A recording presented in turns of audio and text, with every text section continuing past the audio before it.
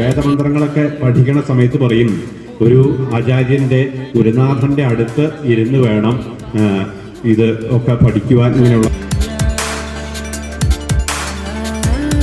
പ്രായോഗിക ജീവിതത്തിലേക്ക് അല്ലെങ്കിൽ ആ ക്രിയകളുടെ യഥാർത്ഥമായ സത്ത ഉൾക്കൊള്ളണമെങ്കിൽ എന്താണ് സപ്താഹം എന്ന് യജ്ഞാചാര്യൻ ഇവിടെ വിവരിച്ചു തരുന്നതാണ്. എന്നോട് രണ്ടു പേര് പറഞ്ഞു, നമുക്ക് നവാഹം നടത്തിക്കൂടെ?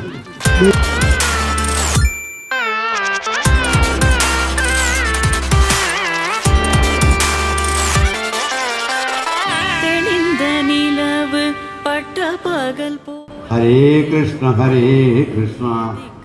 കൃഷ്ണ കൃഷ്ണ ഹരേ ഹരേ.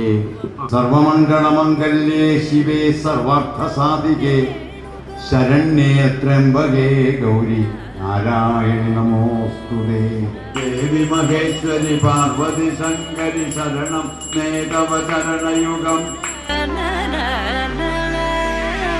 ദേവിയുടെ ചൈതന്യം നമ്മളിലേക്ക് വ്യാപിക്കുന്നത് ഒന്നുകൂടി ഒന്ന് ചിട്ടപ്പെടുത്താൻ വേണ്ടിയിട്ട് ദേവിക്ക് വളരെ ഇഷ്ടമുള്ളതാണ് അഖണ്ഡലലാസന്തോ വിരക്താസ പരിഗ്രഹ തരുണി പ്രഭുദാഗേഹേ ശാലകോ ബുദ്ധിദായക